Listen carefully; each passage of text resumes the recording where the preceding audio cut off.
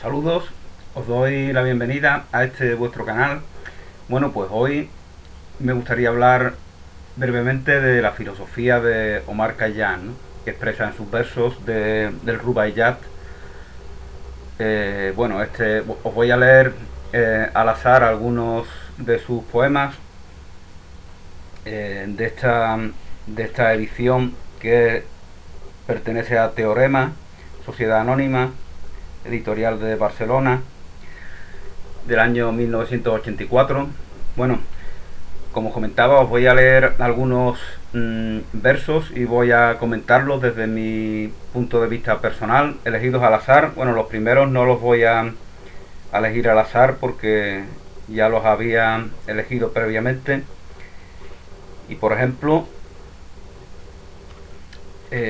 a ver qué dice este. Dice, de cuando en cuando los hombres leen el Corán. De cuando en cuando los hombres leen el Corán, el libro por excelencia. El Corán es el libro por excelencia para Omar Khayyam. Pero ¿quién se deleita a diario con su lectura? En el borde de todos los cálices colmados de vino, triunfa cincelada una secreta verdad que debemos saborear. En el borde de todos los cálices colmados de vino, triunfa una secreta verdad que debemos saborear. Fijaos cómo contrasta el libro por excelencia del Islam, que es el Corán, con el gozo de la vida que simboliza el vino. Y estos versos, según nos cuenta, según nos explica el traductor, se refiere a los versos báquicos grabados con frecuencia en el exterior de los cálices.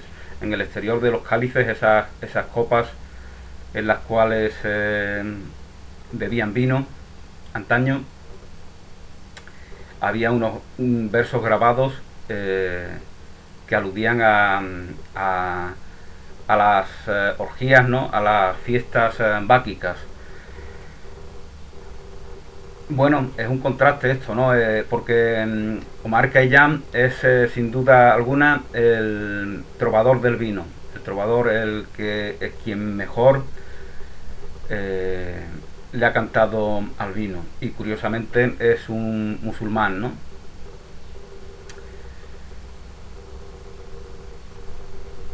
Bueno, en otro poema nos dice Omar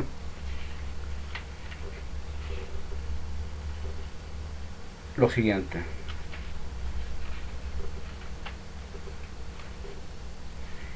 insistiré aún en colmar de piedras el océano, solo desprecio siento por los libertinos y devotos. Solo desprecio siento por los libertinos y por los devotos. Bueno, nos explica aquí en una nota al traductor que los libertinos, ¿quiénes son los libertinos? Debe entenderse en el sentido clásico de ateo, incrédulo o descreído. Esto es como antónimo de devoto. O sea, los libertinos, los ateos, ateos porque no reverencian a Dios alguno, sino que se mueven a través de impulsos, de instintos. Son personas reaccionarias, son personas que no tienen una referencia en sus actos, en sus palabras, en sus conductas cotidianas, en sus relaciones con sus semejantes. No tienen un referente trascendente, sino que les mueve el cinismo.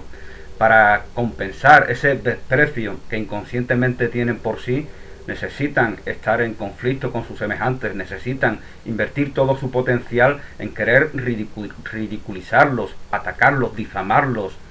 Esa típica sonrisilla, ¿no? Cínica, del que no siente afecto alguno por sus semejantes, puesto que no lo siente por sí mismo y necesita compensar ese desprecio que siente por su propia persona y del cual no es consciente. Esa sonrisilla grotesca da noticia de esto a lo que me estoy refiriendo, ¿no? Insistiré aún en colmar de piedras el océano, solo desprecio siento por los libertinos y devotos. Khayyam, ¿quién puede asegurarte que irás al cielo o al infierno? Además, ¿Qué entendemos por tales cosas? ¿Qué entendemos por el cielo y por el infierno? Como dice el propio Omar Khayyam en otro de sus versos, en otro de sus poemas, refiriéndose a aquellos que están a la expectativa de un cielo que está más allá de la muerte, dice con ingenio que los tambores suenan bien cuando están lejos, ¿no? Cuando ya los tienes encima y ese ruido tan desagradable te tapona los oídos, entonces ya no suenan tan bien. Entonces esta es la cantinela del cielo que nos venden las religiones convencionales. Es como una estrategia comercial, ¿no? Es la negación de la vida aquí y ahora. Por eso en la nueva espiritualidad se habla del cielo aquí y ahora. Aquí está nuestra integridad, nuestra verdad. Aquí está el paraíso no reconocido. Otra cosa es que no se manifieste, puesto que lo estamos negando. Estamos a la expectativa de un paraíso en el futuro, en ultratumba. Y esta idea codiciosa, este egoísmo inconsciente, es lo que también impera en la mente de muchos ateos, que de manera codiciosa se mueven por la vida queriendo alcanzar una situación que les parezca mejor a la que tienen aquí y ahora. Esto es un patrón en el cual somos adoctrinados de manera sutil, independientemente de que se tenga fe o no en Dios. Por eso ya, como os comentaba en algún vídeo, en el que si no me equivoco, en el vídeo que hice sobre la abundancia, sobre las obligaciones, en el vídeo que hice sobre obligaciones, os comentaba que el ateísmo que impera en Occidente, en toda Europa, la Europa de la Segunda Guerra Mundial, del estalinismo, del nazismo y de tantos otros movimientos autodestructivos que no nacen por azar, no nacen porque un tío con un biotipo ni con un psicópata de repente de manera fortuita llegue a puestos relevantes del poder mundano. No, eso da noticia de cuál es la verdad, la realidad, la enfermedad propia de Occidente. Eso es una consecuencia ineludible de aspectos que globalmente, de la misma manera que los psicólogos nos hablan de la sombra en la cual hay aspectos que no hemos reconocido, que no hemos sanado, que no queremos, que no tenemos interés porque tememos en descubrir. Pues globalmente los grupos humanos también tienen un alma en la cual hay aspectos que no quieren reconocer. También tiene su sombra. Y toda la humanidad globalmente también tiene su sombra. ¿Quién puede asegurarte que irás al cielo o al infierno? Además, ¿qué entendemos por tales palabras? ¿Conoces a alguien que haya visitado esas regiones misteriosas? ¿Conoces a alguien que haya ido al cielo o al infierno? Que no sea una alegoría mitológica como la que podemos encontrar en la mitología griega, por ejemplo. Si hay cielo y si hay infierno, son realidades que están aquí y ahora. Por lo tanto,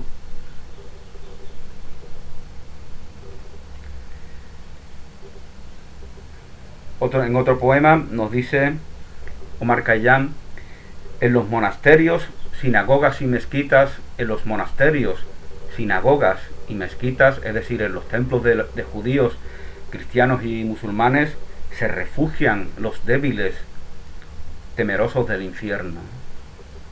Los débiles temerosos del infierno se refugian en monasterios, sinagogas y mezquitas. Si esto es así, pues imagínate las malas energías que hay en esos lugares, ¿no? Energías de personas temerosas.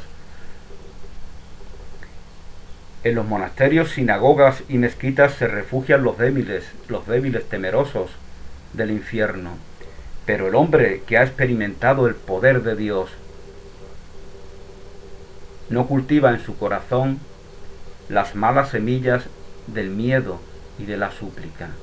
El hombre la persona, el ser humano, que en sí ha experimentado el poder de Dios, que ha reconocido en sí el poder de Dios, no cultiva, no es movido por el miedo, ni por la súplica, ni por la necesidad de compensar algo que se está negando en sí mismo. Eso es la súplica.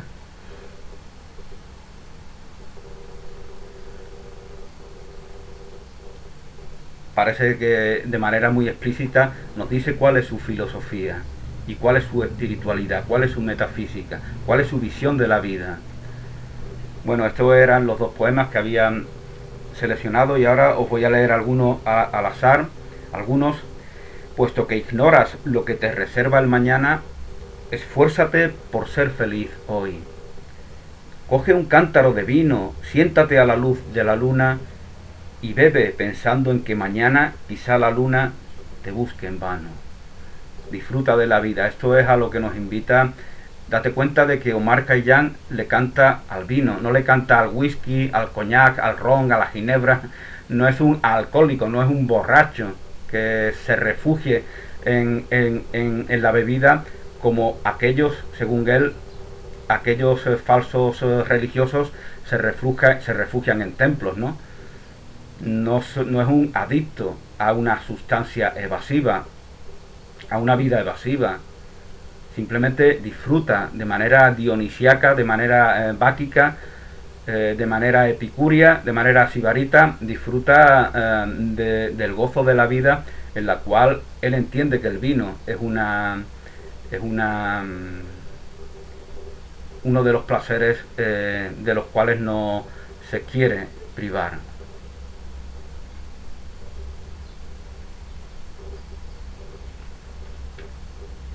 Imposible contemplar el cielo, imposible contemplar el cielo. ¿Por qué llamamos cielo al cielo? Al paraíso, al Edén, al lugar al cual nos lleva la verdad que nos libera, como diríamos en una terminología cristiana. ¿Por qué lo llamamos cielo? Porque inconscientemente queremos ubicarlo lejos de aquí. Es un decreto del ego llamar al cielo cielo. Queremos decir que no está aquí en la tierra, que la verdad, la bondad, la belleza, el amor, la incondicionalidad, la eternidad, la creatividad, todo lo que es valioso, todo lo que es positivo, todo lo que es expansivo, está lejos de aquí, porque este es el reino de la muerte. Eso es lo que decreta el ego, y por eso llamamos al cielo cielo. Sin embargo, nos dice Jesús en los evangelios que en vosotros está el reino de los cielos, en vosotros está el reino de Dios. Jesús ubica aquí y ahora el reino de Dios. Imposible contemplar el cielo, llevo en los ojos un cendal de lágrimas. Gráciles chispas son las hogueras del infierno frente a las llamas que me consumen. El paraíso para mí no es más que un instante de paz. Fijaos, él no tiene reparo alguno. Esta es la grandeza de los poetas, de los artistas. No tienen por qué fingir, no tiene ningún rubor en decirnos cuánto está sufriendo en ese momento y en dejarlo impreso en un poema. No le da vergüenza, no tiene que fingir que en sí se da una felicidad que verdaderamente no se está gozando en ese momento, no se está experimentando en ese momento, porque lo que se está experimentando es algo peor que el infierno, como él mismo dice. Y él dice que es el paraíso. ¿Qué puede ser el paraíso sino un instante de paz aquí y ahora? Los retóricos y los sabios silenciosos murieron sin poder entenderse sobre las cuestiones del ser y el no ser. Retóricos y sabios murieron sin poder entenderse sobre las razones del ser y no ser. ¿Qué nos importa ser ignorantes? Sigamos saboreando el zumo del racimo y dejemos a esos grandes personajes consolarse con las uvas pasas. Fijaos que él dice que nos importa ser ignorantes, pero verdaderamente él tiene su sabiduría, porque si no, no la expresaría en este poema y en todos los demás.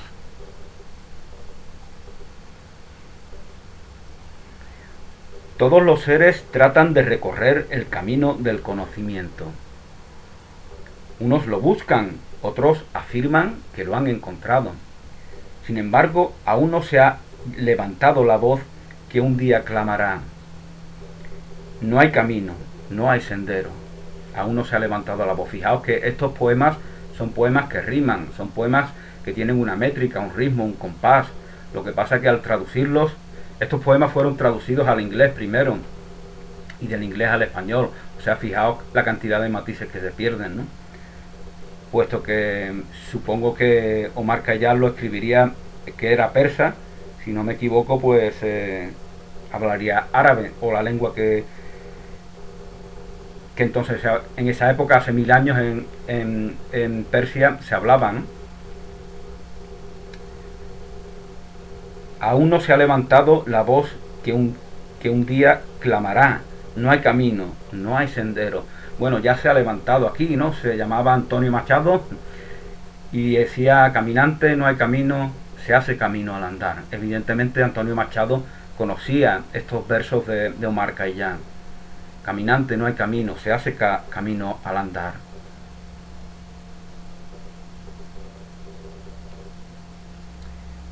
Omar Khayyam lo que nos dice es que no hay camino, no hay sendero. En ti está la responsabilidad. Tú eres el autor de tu vida. Tú eres el capitán de tu vida, como decía ese poema que siempre recordaba Mandela.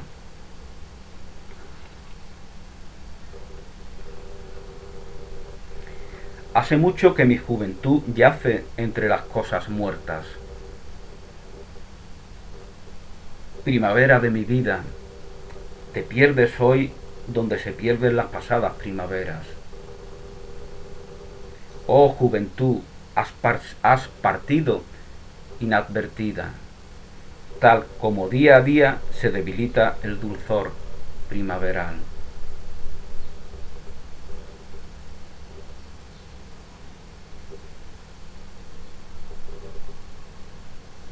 Oh reciario de corazones, toma un cántaro y un cáliz. Sentémonos a la orilla de este arroyo. Esbelto adolescente de luminoso rostro, te miro y adivino el cántaro y el cáliz que serás un día. Algún día estos cuerpos serán tierra, serán nubes, serán agua, y no serán la herramienta que para nosotros son ahora, ¿no?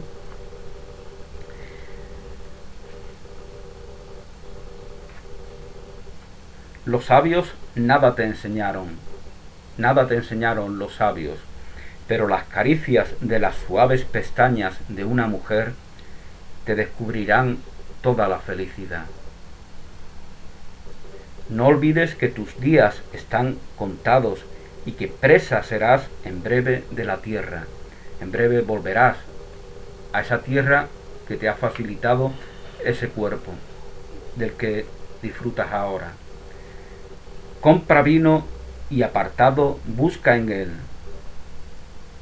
Aférrate a lo que no tienes. Compra vino y apartado busca en él. Aférrate a lo que no tienes.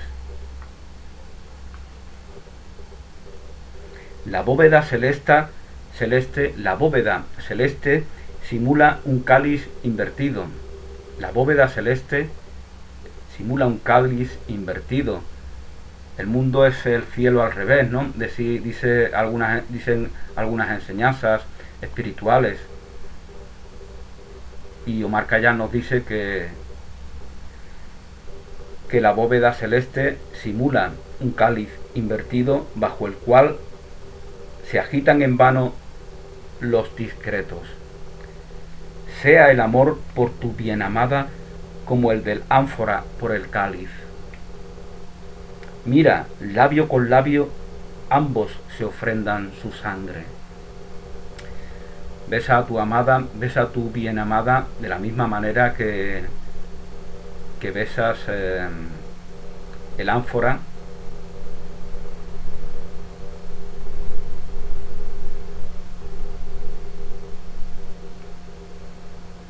el cáliz en el cual el ánfora vierte el vino. Hace una comparación, ¿no?, del encuentro sexual del hombre y la mujer con, eh, con el cáliz vertiendo su vino, con el ánfora, perdón, vertiendo su vino en el cáliz.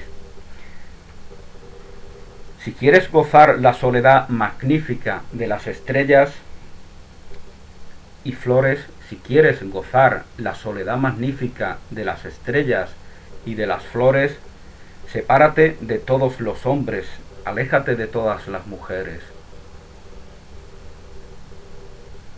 No te avengas con nadie, no te inclines sobre ninguna llaga, ni participes de ningún festejo. ¿Qué nos puede estar diciendo aquí Omar Khayyam? No te inclines sobre ninguna llaga, es decir, no sirvas a aquellos que están sufriendo, que están padeciendo males en la vida, ni te entregues a los gozos del mundo, ni participes de ningún festejo. Pero aquí estamos para algo, ¿no? Estamos para servir y estamos para disfrutar de los bienes del mundo, de los bienes de la vida. El mundo no es ningún bien en el sentido en el que es la negación del reino de Dios, ese reino de Dios que está en nosotros. Como bien decía Jesús, no eres una estrella, no eres una flor. Entonces, ¿para qué aspirar a esa soledad que ellas disfrutan?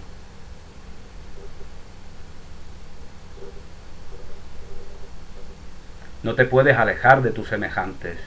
Aunque te conviertas en un eremita, te conviertes en un eremita porque estás en relación con aquellos de los cuales te separas. Entonces, esa es la identidad, la individualización de cada cual. No está en conflicto con el ser partícipe de una realidad común. El vino brinda a los prudentes una embriaguez semejante a la de los elegidos. A los elegidos con mayúscula. El vino brinda a los prudentes una embriaguez semejante a la de los elegidos. Nos da juventud, nos da lo que perdimos y lo que anhelamos. Nos quema como un torrente de fuego, pero puede también trocar nuestra tristeza en agua refrescante. Agua refrescante. El vino brinda a los prudentes una embriaguez semejante a la de los elegidos. Nos da juventud, nos da lo que perdimos y lo que anhelamos. Nos quema como un torrente de fuego, pero puede también trocar nuestra tristeza en agua refrescante. Donde hay vino, beben vino; donde no hay vino, agua fresca. Eso nos dice también Machado en otros de sus poemas, ¿no? El vino tiene el color de las rosas. Tal vez no sea sangre de viñas, sino de rosas. Quizá no sea cristal este cáliz, sino el azul de los mares profundos. Tal vez no haya noche, sino un parpadeo del día. Tal vez la noche no exista, es simplemente el parpadeo del día. Y efectivamente así es. La luz siempre está presente, el sol siempre brilla en nuestro planeta, nunca deja de hacerlo. Por lo tanto, la noche no es más que un aspecto de la luz.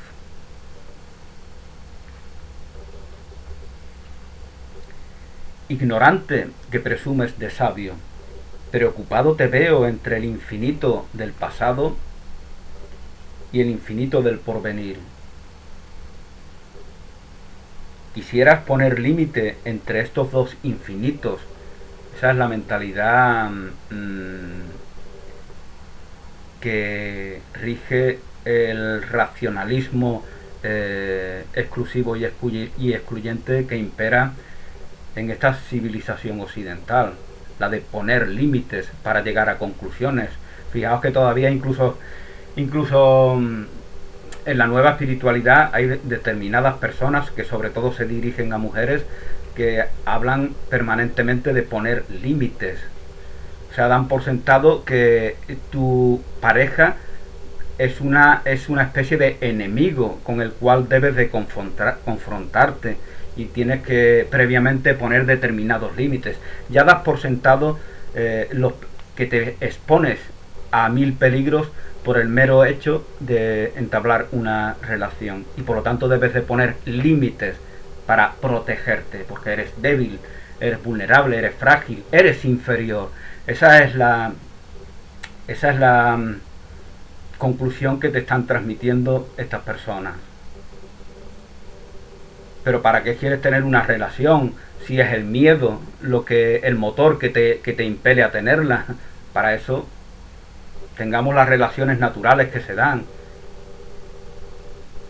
Pero bueno, todo esto ya en parte lo hablaba en el vídeo del matrimonio como herramienta de represión, y también en este último vídeo que no recuerdo cómo se titulaba. Ama de casa y patriarcado, el matrimonio perfecto. Lógicamente lo de matrimonio perfecto era un sarcasmo, ¿no? Pero verdaderamente es el matrimonio perfecto en la medida en la que ese matrimonio permite que este orden impuesto, que este orden represivo, que este orden negacionista de ese reino de Dios que está en nosotros perdure, tenga continuidad. Ignorante que presumes de sabio, preocupado te veo entre el infinito del pasado y el infinito del porvenir. Quisieras poner límite entre estos dos infinitos y detenerte. Siéntate bajo un árbol con un cántaro de vino y olvidarás tu impotencia. Relájate y disfruta de la vida, relájate y disfruta de los placeres. Nos movemos por el mundo y, como decía Oscar Wilde, ¿qué merece la pena que nos movamos de un lado para otro? La búsqueda del placer,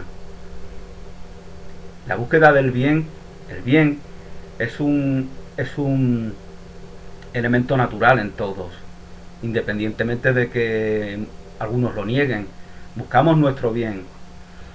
Ese es el elemento fundamental. Lo que pasa es que la búsqueda de tu bien, desde esta conciencia, inevitablemente supone un bien para todos, tus semejantes, inevitablemente. La búsqueda de un bien para ti, desde la mentalidad egocéntrica, desde la mentalidad que no tiene conciencia, desde la mentalidad de la escasez, desde la mentalidad de la compensación, desde la mentalidad que responde al motor del miedo, la búsqueda de un bien para ti verdaderamente es un mal por lo que estás clamando. Pero aún así crees que buscas tu bien. Por eso digo que siempre buscamos nuestro bien, equivocada o acertadamente. Qué alma tan grácil la del vino, qué alma tan grácil. Las cosas tienen alma, las cosas nos transmiten, todo está vivo. La vida se ve en todo. Ya hice un vídeo hace algunos años titulado La tierra como vida, la tierra como cosa y la tierra como vida. La tierra como vida y la tierra como cosa. Y ahí explicaba cómo el hecho de interpretar nuestra realidad, la naturaleza, el planeta Tierra, interpretarlo como algo muerto, como algo inanimado, eso nos lleva a estar confrontados permanentemente con todo, con todos y con todas. Es un patrón, es un paradigma de autodestrucción. En cambio, el reconocernos como partícipes de algo vivo estimula esa conciencia de unidad. Como se dice en fútbol, ¿no? Como dice Simeone, ¿no? Eso de... ¿cómo decía? Pertenencia. Sentimiento de pertenencia. perteneces a un colectivo, perteneces a un grupo, perteneces a un equipo. Y por lo tanto, esa conciencia te hace manifestar todo lo que todo lo que está en tu competencia.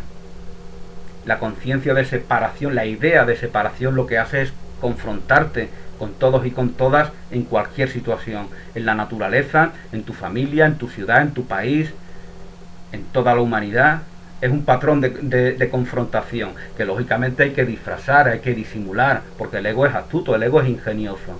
Esto también lo decía Nietzsche: los débiles son astutos, los débiles son ingeniosos. Verdaderamente el problema de Nietzsche es que no comprendía que no se trataba de personas, se trataba de ideas, se trataba de sistemas de ideas que no son inoculados de manera sutil. Y el sistema de pensamiento del ego es un sistema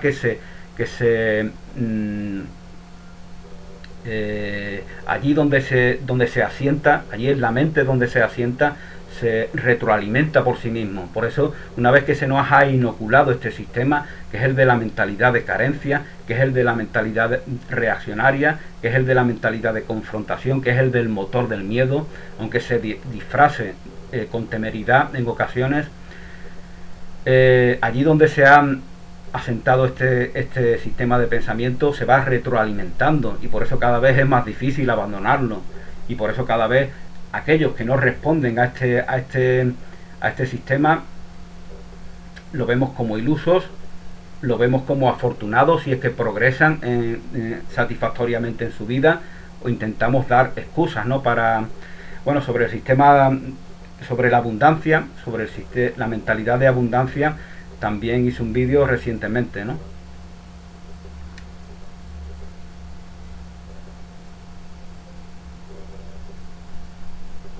Qué alma tan grácil la del vino, qué alma tan grácil la del vino. Alfareros, alfareros, modelad para esta alma delicada cántaros de tersas paredes.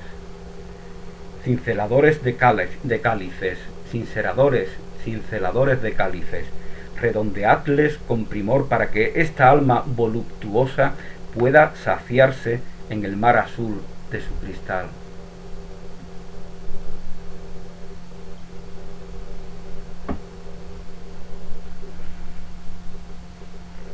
Dios es poderoso, dice Omar Khayyam en otro de sus poemas. Dios es poderoso. Este grito del muezzin parece una profunda queja. ¿Gime la tierra inclinada 5 veces al día ante su creador indiferente? Fijaos el valor que le da a la tierra. La tierra, como os comentaba anteriormente, es algo vivo. La naturaleza es algo vivo. La naturaleza tiene su alma. La naturaleza, la tierra, como dice Omar Khayyam, reza ante un creador de manera quejumbrosa, ante un creador indiferente que está allende las estrellas. Omar Khayyam observa la realidad de la naturaleza y no comprende esa extraña religiosidad suplicante. Por eso, como nos decía en el poema que antes al principio os leía, aquel que ha experimentado el poder de Dios en sí no cultiva en su corazón las semillas del miedo y de la súplica. Él aboga por una espiritualidad natural, una espiritualidad feliz, una espiritualidad que reconozca la belleza de la vida aquí y ahora. Sin embargo, cuando no es así, ¿qué es lo que acontece? Que la religiosidad no es más que compensación de frustraciones personales. Por eso, bueno, como os comentaba en el vídeo Religión y pornografía, que podéis encontrar en mi canal, como comentaba en ese vídeo, los templos a veces están llenos de consumidores de pornografía, ¿no? Pero ¿quién consume pornografía? Muchas veces los que más consumen este tipo de material son personas reprimidas, ¿no? Personas que no manejan bien aspectos de su sexualidad.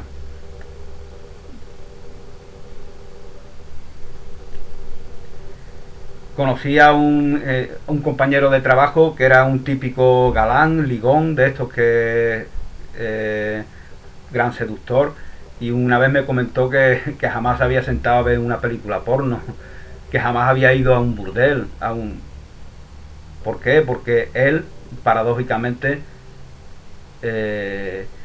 y si es el ligón, si es seductor, es porque tiene una autoestima en sí mismo que les permite tener ese atractivo en su conducta. Las mujeres no buscan hombres guapos ni hombres fuertes, no, las mujeres y los hombres lo hacemos también, vemos el corazón de la persona, y cuando vemos una persona que rezuma alegría, que rezuma entusiasmo, que no es resentida, que no es reaccionaria, cuando vemos una persona así, pues lógicamente los que sintonizamos con esa vibración nos sentimos atraídas por ella.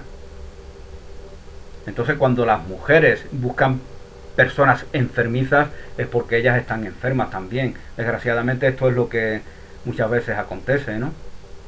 Pero ese sería tema para otro vídeo, ¿no? Por ejemplo, el que ya hice sobre el matrimonio como herramienta de represión. Ahí más o menos, aunque no profundizaba demasiado, pues os daba a entender que la mayoría de las relaciones estables que mantienen mujeres y hombres, estables y no estables también, están basadas en frustraciones personales, en esa sombra, en esos aspectos de la sombra que queremos negar. Están basadas en una mentalidad de negación de sí mismo, y por lo tanto nos sentimos atraídos por esa persona que de una u otra manera está en relación con aspectos que negamos de nosotros mismos. Entonces no es el amor lo que verdaderamente nos mueve. Lo que nos mueve es la falta de ese amor y la búsqueda de ese amor. Eso es lo que nos mueve. Por eso se crean todas las parejas de por sí, son relaciones especialistas, son relaciones especiales. El único amor verdadero es el amor espiritual, el amor incondicional. Y cuando se da en alguna pareja, que se da extrañamente, se da como una consecuencia ineludible, inevitable. Pero tan digno es para una mujer y para un hombre estar soltero como estar casado, estar en pareja como no estarlo. Tan digno es lo uno como lo otro. Lo que pasa es que, y sobre todo a las mujeres, se les ha inoculado que no pueden desarrollarse como personas si no están al servicio de un varón. Y por eso la mayoría de los hombres con los que se casan son trogloditas, es decir, personas sin carácter, personas amaneradas, personas pasivas, hombres pasivos, o son trogloditas, como yo les llamaba en el vídeo de el matrimonio como herramienta de represión, o mejor dicho, en el otro vídeo, en el vídeo sobre ama de casa y patriarcado, el matrimonio perfecto, o son trogloditas o simplemente son personas que tienen una visión machista de la vida, que se casan con su vida social, y su hogar, su pareja, sus hijos son nada más que un elemento complementario de poca trascendencia. Habéis visto un anuncio que había hace años en el cual un padre se encontraba con sus hijos y no les reconocía, no sabía sus nombres. A Paco le llamaba Pepe y a Antonio le llamaba Juan, y se reía, ¿no? Y era un anuncio chistoso. Porque ese anuncio se le hace a muchos hombres, porque esa es la mentalidad que ellos tienen. La mentalidad de muchos hombres casados es una mentalidad de desprecio por su propia familia, por sus propios hijos. Porque lo que ellos aprecian es su vida social, su trabajo, eso es lo que ellos aprecian. Piensan que sus hijos es un problema, es una cuestión exclusiva fundamentalmente de sus esposas. Y por eso la mayoría de las mujeres se casan con machistas y con trogloditas. Y sobre esto me extiendo en ese vídeo titulado Ama de casa y patriarcado. Obviamente yo estoy soltero, porque si no, no me atrevería a hacer un vídeo así. Ama de casa y patriarcado, el matrimonio perfecto. Bueno, pues nos decía Omar Khayyam que Dios es poderoso, Este grito del muezzin parece una profunda queja. ¿Gime la tierra inclinada 5 veces al día ante su criador indiferente? Se pregunta Omar Khayyam. No, no gime. La tierra expresa la verdad de su vida permanentemente. Y en esa expresión está su propia espiritualidad. Y por lo tanto ahí debemos reconocer también la nuestra. Diviso a un hombre que se aleja en la bruma del crepúsculo. Diviso a un hombre que se aleja en la bruma del crepúsculo. ¿Cruzará bosques embrujados o áridas planicies? ¿Cruzará acaso bosques embrujados o áridas planicies? ¿A dónde va? Lo ignoro. Y yo mañana estaré acostado en tierra o bajo tierra. También lo ignoro. Bueno, él nos habla de un hombre que transita por el mundo, un hombre que reconoce su energía nómada, en la cual tenía tanto ascendente sobre nosotros cuando éramos nómadas y transitábamos permanentemente de un lado para otro. Esa energía nómada sigue presente y vigente especialmente en los varones. Por eso son los hombres los que salen de su casa dando un portazo, por ejemplo. ¿Por qué? Porque no reconocen ese entorno doméstico, ese gueto, ese búnker doméstico, no lo reconocen como su realidad. Por lo tanto, tienen esa inclinación a huir del hogar. Para los nómadas el hogar era algo que se movía de un lado para otro. Porque la vida es actividad, la vida es movimiento. Querer encerrarse en un búnker es clamar por la muerte.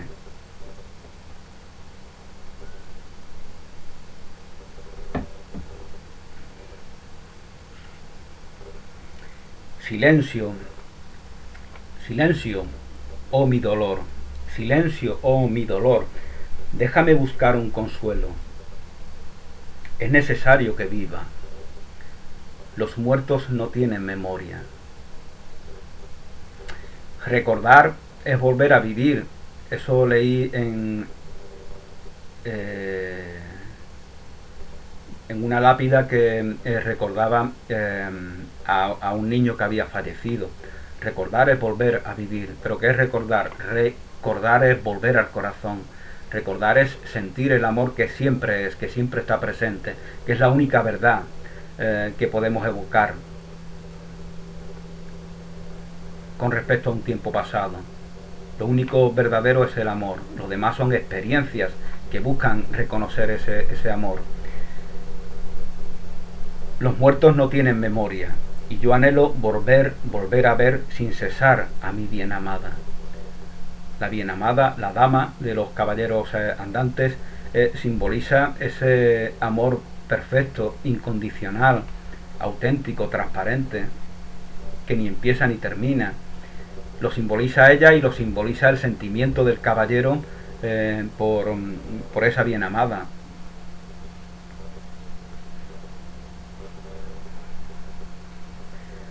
Aunque, como os comentaba anteriormente, desde mi punto de vista la mayoría de las parejas se constituyen porque hay algo negativo en ellas, es un clamor por experiencias, es un clamor por aprendizajes, lo que hace que se den esas parejas.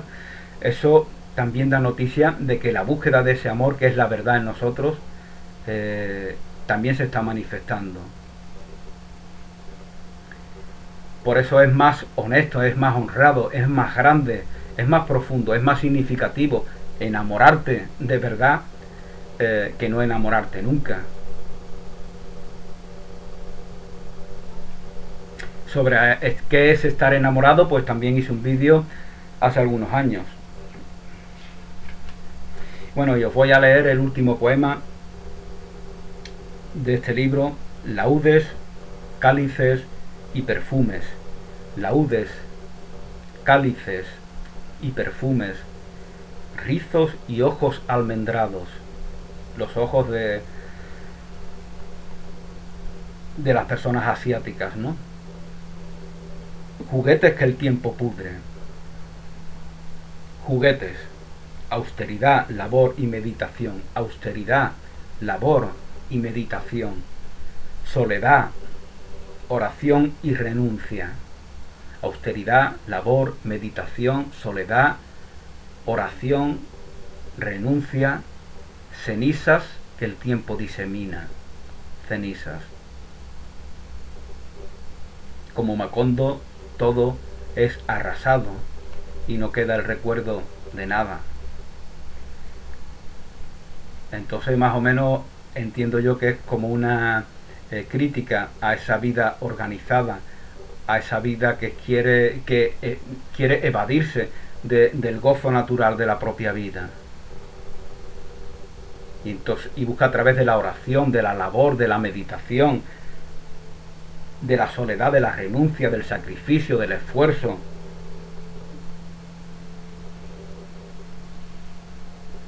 Busca sentido a esa propia evasión. No es que estas cosas estén mal, sino que se usan como herramientas evasivas.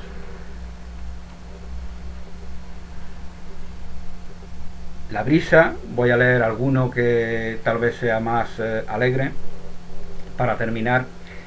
La brisa de la primavera refresca el cuerpo de las rosas. La brisa de la primavera refresca el cuerpo de las rosas. Y en la sombra azulada del jardín acaricia también el cuerpo de mi amada. La brisa de la primavera refresca el cuerpo de la rosa, y en la sombra azulada del jardín acaricia también el cuerpo de mi amada. A pesar de la plenitud de que gozamos, olvido nuestro pasado. Tan seductora es la caricia del presente, y presente lo pone con letras mayúsculas. Tan seductora es la caricia del presente que olvido todo nuestro pasado. El amor está en el presente, la vida está en el presente, la verdad está en el presente. Presente significa también regalo. Entonces, este es Omar Khayyam, el poeta, el trovador del vino, alguien que quiere disfrutar de la vida y que nos invita a ello. Pero una persona que tiene fe, porque sin fe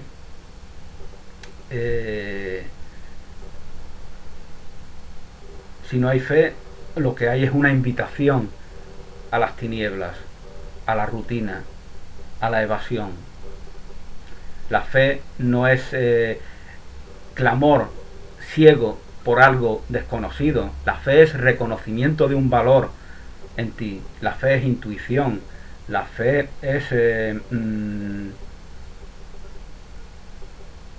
conciencia de que hay algo más de lo que aparentemente se da. La fe te abre a la conciencia de la verdadera vida, pero la fe no es algo ciego. Esa es la fe que inventa el ego. Esa es la fe que inventa esa mentalidad racionalista a la cual antes aludía, porque se ha esclavizado a sí mismo. Ha creado, como antes os comentaba, el sistema de pensamiento del ego es un sistema complejo que se retroalimenta a sí mismo, con lo cual cuando estás allí ya no puedes salir de él, no puedes evadirte, no puedes trascenderlo. Entonces, ¿cómo lo eludimos? No hay manera. Una vez que está ahí, podemos eludirlo con una filosofía como la que nos comparte Omar Khayyam, la filosofía del gozo de la vida, la filosofía de reconocer que todos buscamos el bien, que todos buscamos el placer, pero eso no significa que el dolor no tenga un sentido, no tenga un valor. Bueno, pues gracias a todos y a todas, feliz día, bendiciones y hasta una nueva oportunidad.